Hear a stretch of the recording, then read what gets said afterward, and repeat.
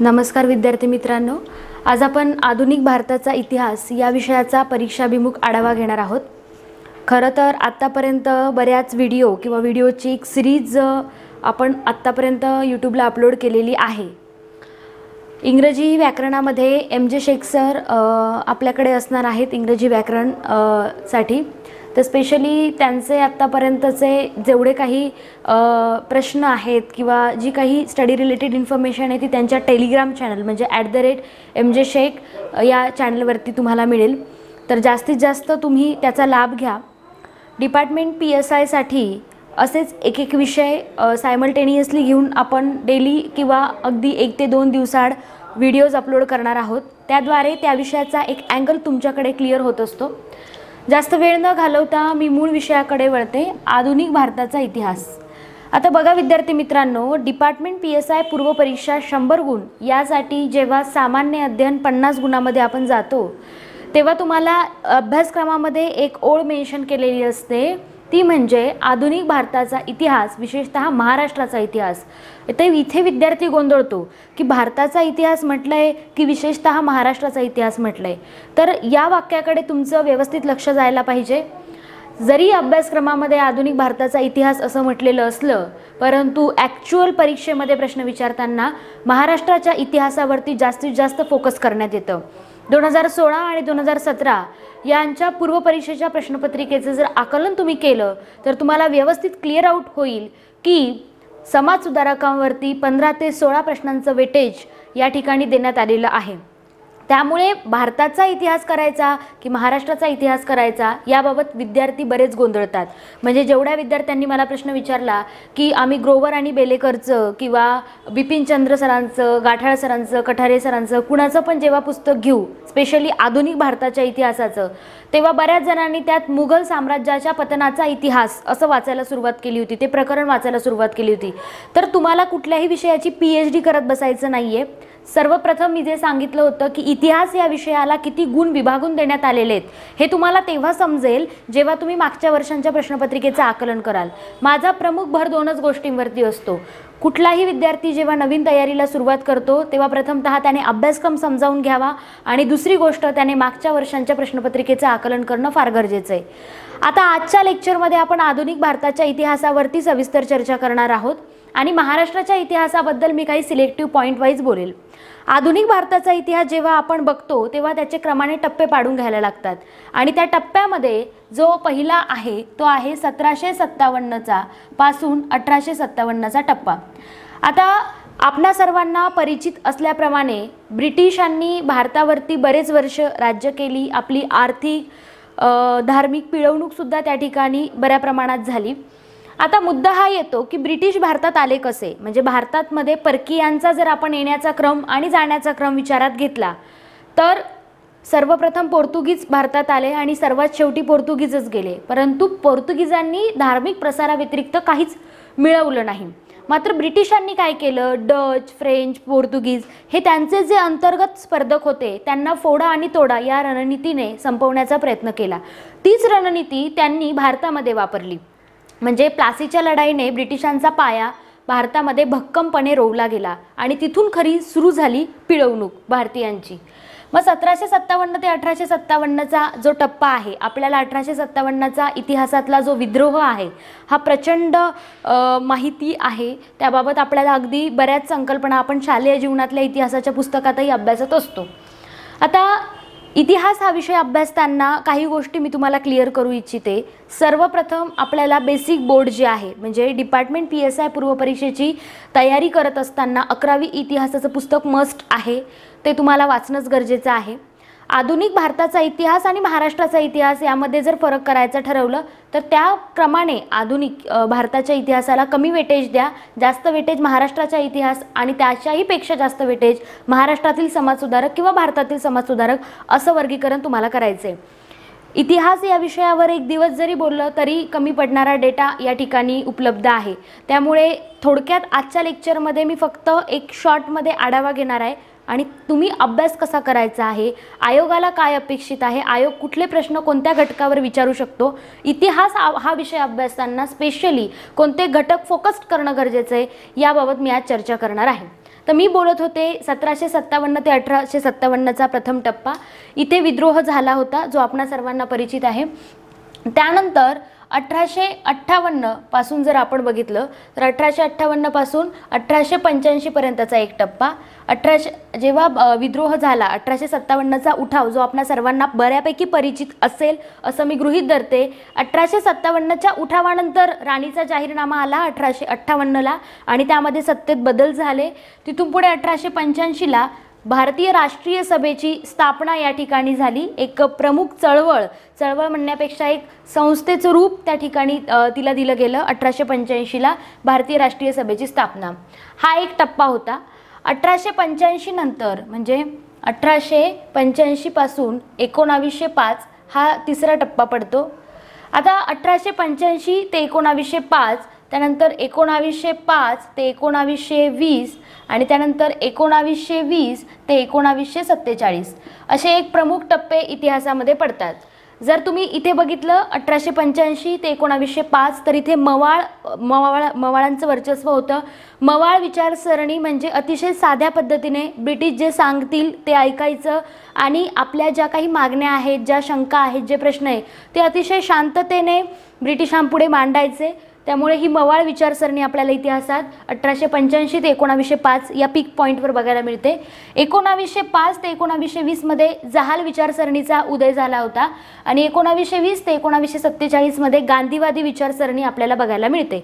तर साधारणतः यानंतर पण म्हणजे 1947 नंतर म्हणजे स्वातंत्र्यानंतरचा पण आपल्याला इतिहास आहे, पण तो तुम्हाला अभ्यासायला नाही. म्हणजे इतकं डिटेल डेप्थ लेवलला जाऊन तुम्हाला डिपार्टमेंट PSI पूर्व परीक्षेबाबत इथपर्यंतचेच टप्पे महत्त्वाचे आहेत. त्यामुळे भारतात ब्रिटिश केव्हा आले तर 1757च्या प्लासीच्या लढाईने त्यांचा पाया भक्कम केला म्हणून मी तिथून कन्सिडर केला आहे तो टप्पा. 1757 पासून 1947 पर्यंतचा प्रवास आजच्या लेक्चरमध्ये आपल्याला उलगडून घ्यायचा आहे. तर आता जास्त वेळ न घालवता मी मूळ विषयाकडे वळते. आता बघा विद्यार्थी मित्रांनो, जसं की 1905 ते 1920 हा एक आपण टप्पा बघितला, परंतु त्याच्यातही छोटे छोटे आपण टप्पे करूयात. जसं की 1901 ते 1910 हा एक टप्पा जर आपण बघायचं ठरलं तर इथे ब्रिटिशांनी काय केलं, त्यांची फोडा आणि तोडा ही रणनीती होती. ब्रिटिशांनी इथे काय केलं तर जहालांना कायमस्वरूपीचा पर्याय शोधून काढला, तो म्हणजे मुस्लिम लीग. यांच्यामध्ये वैयक्तिक भांडणं लावली. मवाळांना वेळोवेळी सुधारणांचा आमिष देत गेले. म्हणजे आपण आपल्या मागण्या घेऊन जायचो आणि ब्रिटिश तात्पुरतं समाधान व्हावं म्हणून छोटे छोटे कायदे. मग 1909 मोर्ले मिंटो असेल, 1919 मॉन्टेग्यू चेम्सफर्ड सुधारणा कायदा असेल, पुन्हा 1935चा कायदा, मग 1947चा फायनली भारतीय स्वातंत्र्य कायदा. या दरम्यान आपल्याला बराच संघर्ष करावा लागला.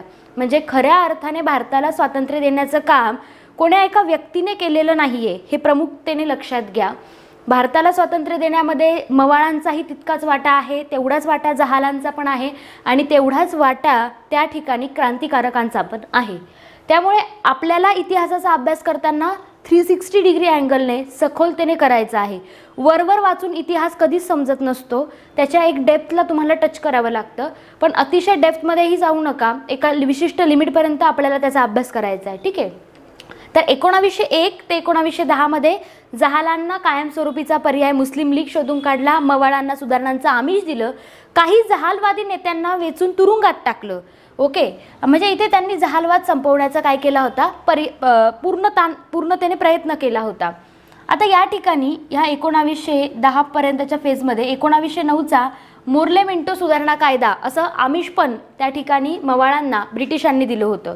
हा टप्पा जर आपण बघितला तर त्याच्यानंतरचा जो पुढचा टप्पा आहे 1911 ते 1920 असा टप्प्यामध्ये जर तुम्ही व्यवस्थित लक्षात घेतलं तर तुम्हाला इझी लक्षात येईल. हा टप्पा खूप खूप महत्त्वाचा आहे इतिहासामध्ये. का तर ते बघूयात.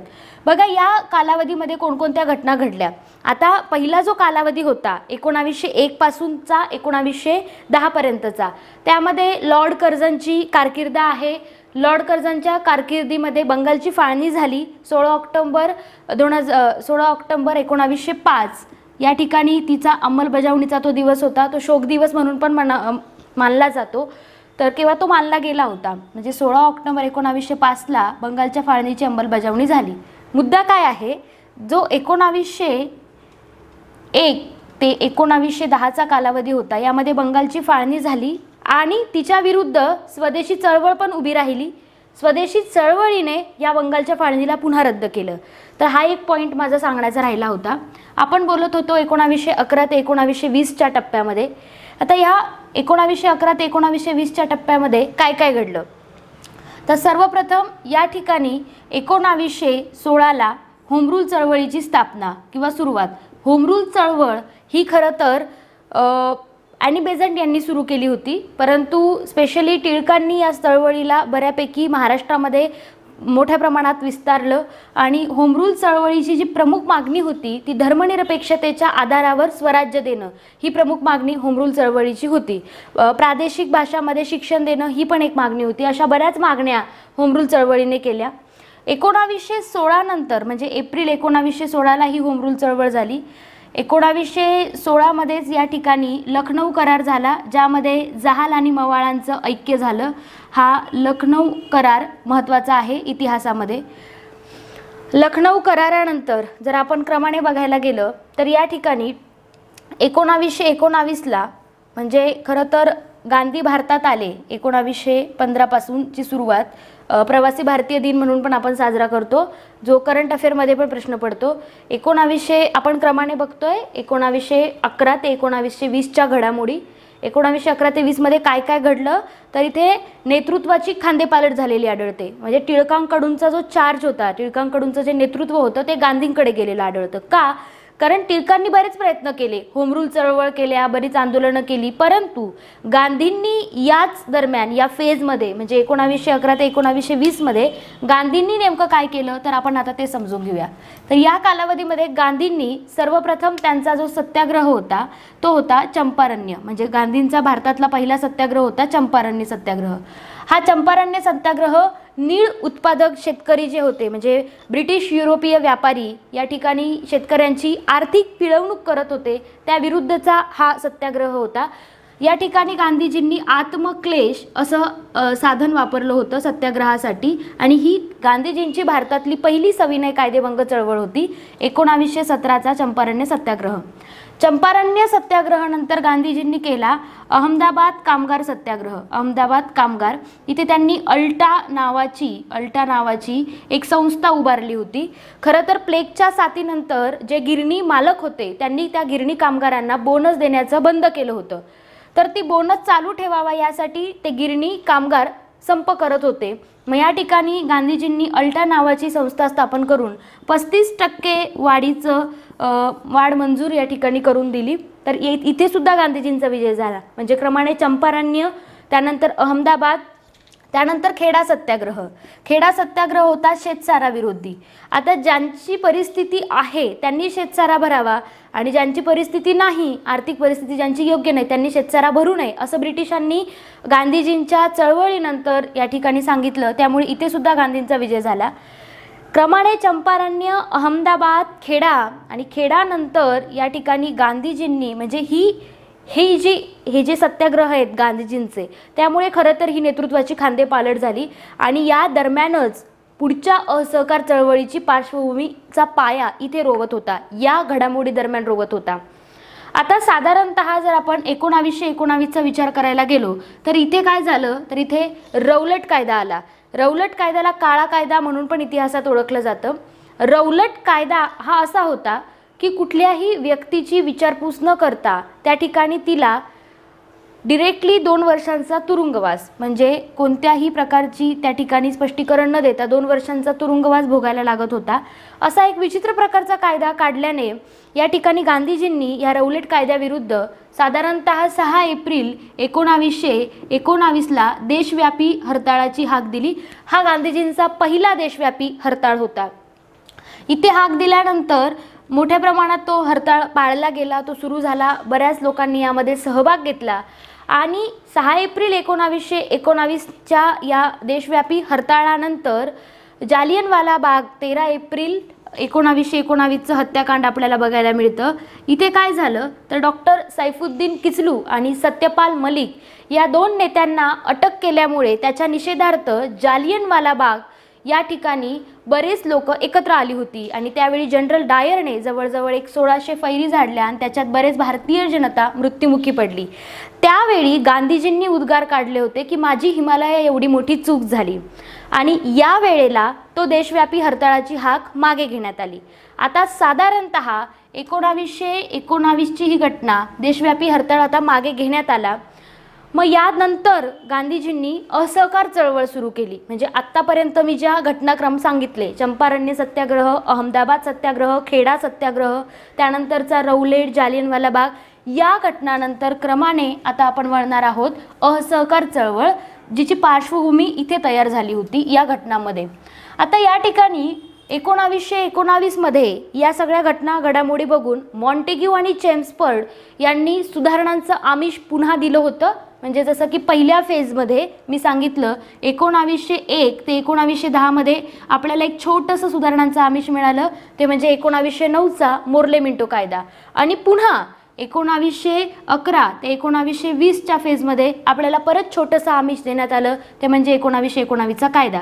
पण याने भारतीय जनता आणि नेते सॅटिस्फाईड नव्हते, म्हणजे त्या ठिकाणी ते सॅटिस्फाईड नव्हते आणि म्हणूनच 1920ला गांधीजींनी असहकार चळवळ सुरू केली। असहकार चळवळ सुरू केली 1920 ते 1922 हा कालावधी होता।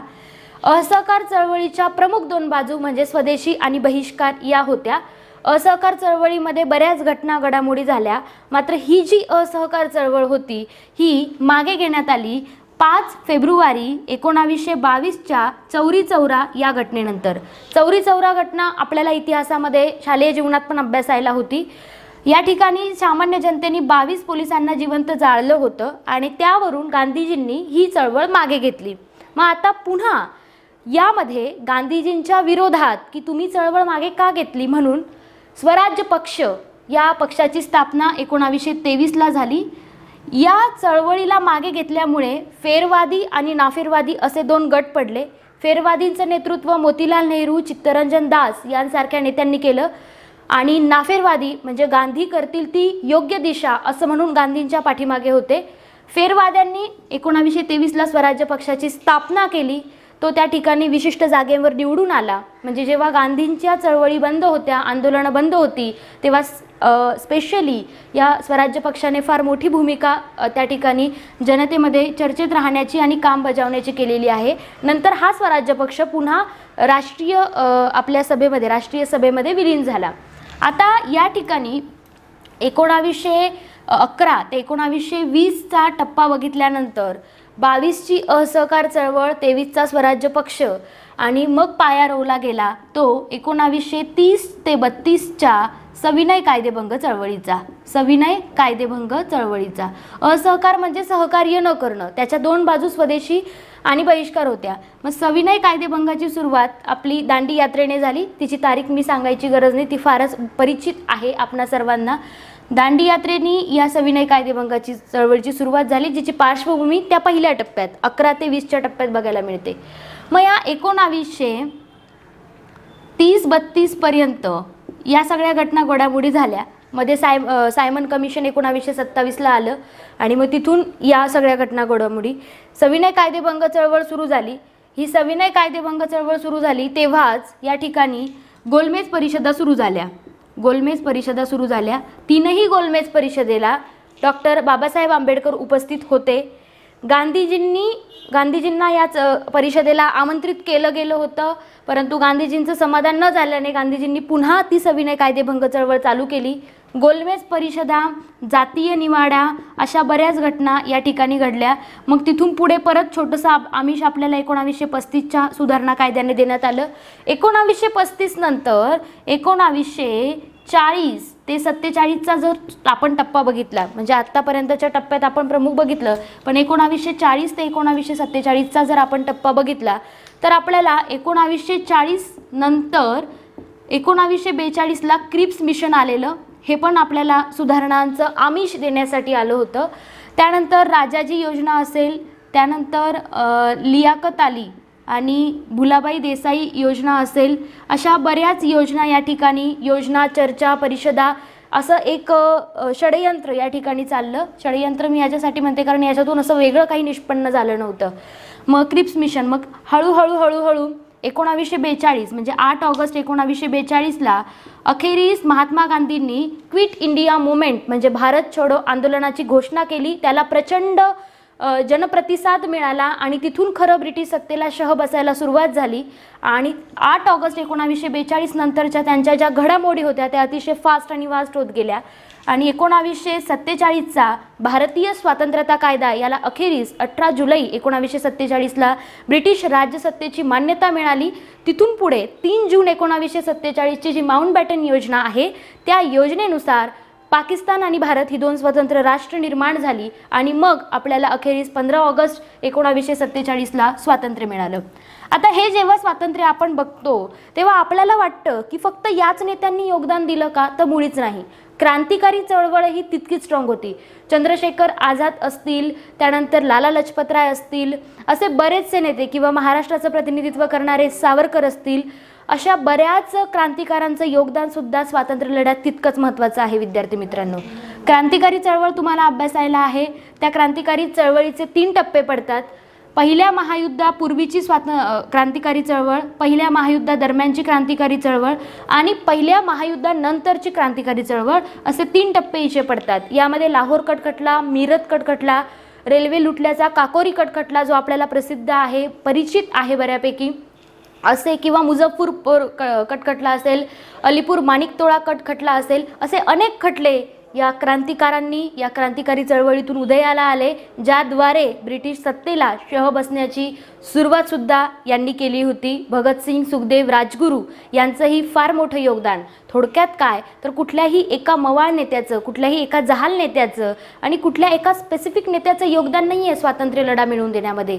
क्रांतिकारी नेते असतील, जहाल नेते, मवाळ नेते आणि सोबतच जनतेचा मिळत असलेला उत्स्फूर्त प्रतिसाद, हे या ठिकाणचं स्वातंत्र्य लढा मिळण्यामागे फार मोठं योगदान आहे किंवा स्वातंत्र्य लढ्यामध्ये या सगळ्यांचं योगदान आहे.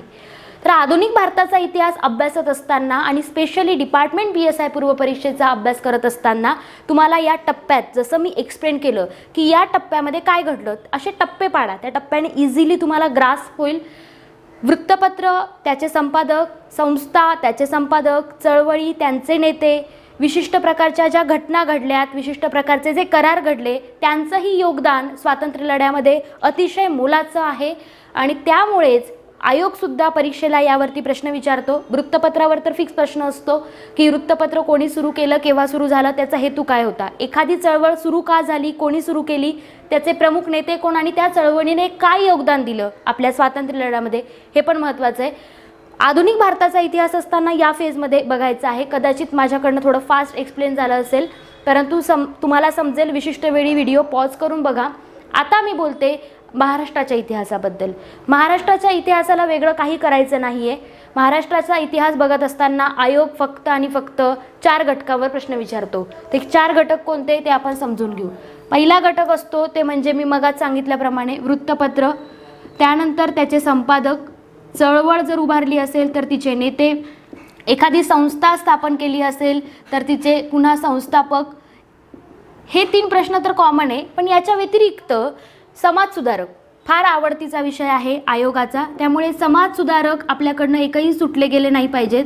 17 ते 18 प्रश्न किंवा ऑन ॲन ॲव्हरेज 15 ते 16 प्रश्न डिपार्टमेंट PSI 2016 पूर्व 2017 पूर्व यामध्ये विचारण्यात आलेले होते.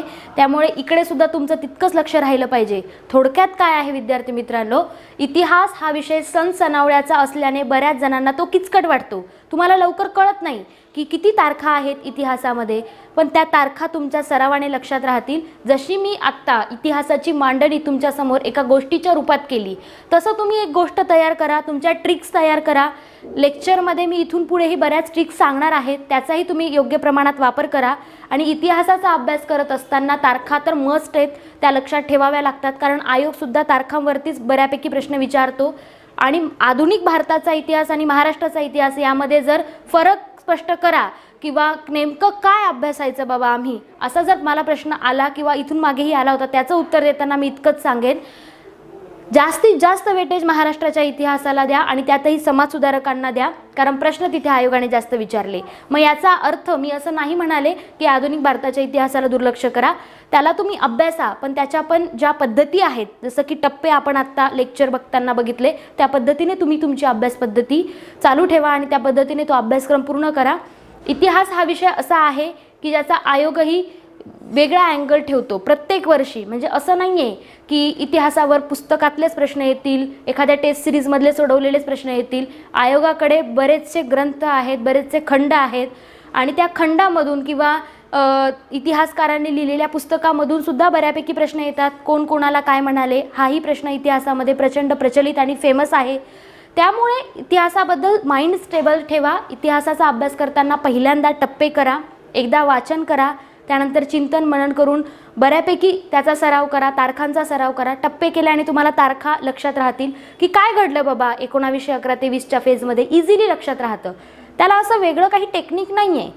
कुठलाही विषय अभ्यासताना त्याला स्वतःचा एक अँगल असतो, तसं इतिहासाला पण एक अँगल आहे आणि त्या अँगलने तुम्हाला जायचं आहे. तर आजच्या लेक्चरमध्ये मी अकॉर्डिंग टू द डिपार्टमेंट PSIच्या इतिहासाबद्दल परीक्षाभिमुख आढावा क्लिअर केलेला आहे. धन्यवाद.